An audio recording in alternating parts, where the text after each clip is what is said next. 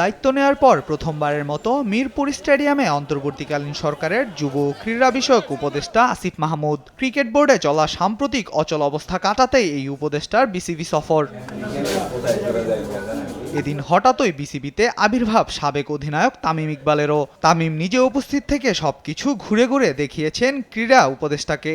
গুঞ্জন আছে আসিফ মাহমুদের অনুরোধেই বিসিবিতে এসেছিলেন দীর্ঘদিন মাঠের বাইরে থাকা Tamim Iqbal. Home of cricket পরিদর্শন শেষে পাঠানো এক ভিডিও বার্তায় কথা বলেছেন ক্রীড়া উপদেষ্টা। নতুন দায়িত্ব পাওয়ার পরে আমি আমাদের ক্রীড়া মন্ত্রণালয়ের অধীনে যেই ফ্যাসিলিটিসগুলো আছে সবগুলোতে একটু ঘুরে দেখছি। আজকে বিকেএসপিতে যাওয়ার কথা ছিল, যেতে পারিনি। ক্রীড়া পরিদপ্তর সহ এখানে বিসিবিতে আসা হয়েছে। অবকাঠামোগত যেই অবস্থা আছে সেটা দেখতে চেয়েছিলাম, সেটা দেখলাম ঘুরে ঘুরে সব জায়গায়। এবং নারী ক্রিকেট দলের সাথে দেখা হলো। তারা সামনে উইমেন টি20 ওয়ার্ল্ড কাপ খেলতে যাচ্ছে এবং যেই ব্যাপারগুলো এখানে উন্নয়নের প্রয়োজন আছে সে ব্যাপারে একটু নোট নিলাম। আশা করি সামনে এগুলো আমরা ঠিক করে দিতে পারবো। তামিম ও উপদেষ্টার সাথে উপস্থিত ছিলেন বিসিবির সিইও নিজামুদ্দিন চৌধুরী সুজনও। গণমাধ্যমের মুখোমুখি হয়ে বিসিবির প্রধান নির্বাহী কৌশলে এড়িয়ে যান গণমাধ্যমের বেশিরভাগ প্রশ্ন। আজকে কারোর সাথে কোনো স্পেসিফিক আলোচনা হয় না, খুবই সৌহার্দ্যপূর্ণ সবার সাথে জাস্ট আলোচনা হয়েছে। বিভিন্ন অভিজ্ঞতা, বিভিন্ন তাদের এক্সপিরিয়েন্স একজন আরেকজনের সাথে শেয়ার করেছে। এক একজনের এক একটা এরিয়াতে এক্সপিরিয়েন্স, এই বিষয়গুলি মোটামুটি কথা হয়েছে। স্পেসিফিক কোনো আপনারা যেটা জানতে চাচ্ছেন বা বুঝতে চাচ্ছেন এরকম কোনো বিষয়ে কথা হয়নি। নারী বিশ্বকাপের যে বিষয়টা রয়েছে সেটা আপনারা জানেন যে আমাদের প্রিপারেশনের দিক থেকে আমরা ফুললি কনফিডেন্ট যে সময় আছে, সেই সময়ের মধ্যে আমরা করতে পারবো।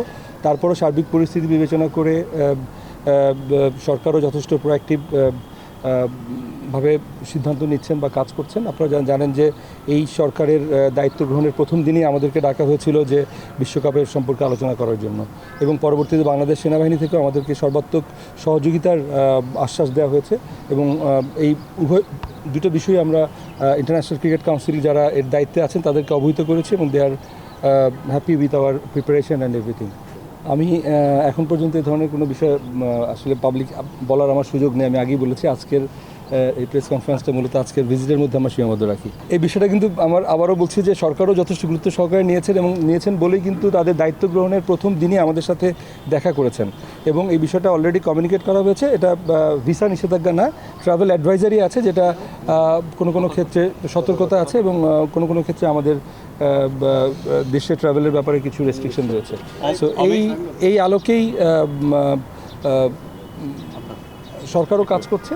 এবং আপনারা এটা বুঝতে পারছেন যে এই বিষয়টা আসলে কোনোভাবে ক্রিকেট বোর্ড বা আইসিসি বা এই পর্যায়ে সমাধানযোগ্য না, এটা রাষ্ট্রীয় পর্যায়ের একটা বিষয়, এবং সেভাবে কাজ হচ্ছে। যদি কোনো ধরনের প্রোগ্রেস হয় তাহলে হয়তো সেটা ডিসিশন মেকিংই দেখতে পাবেন।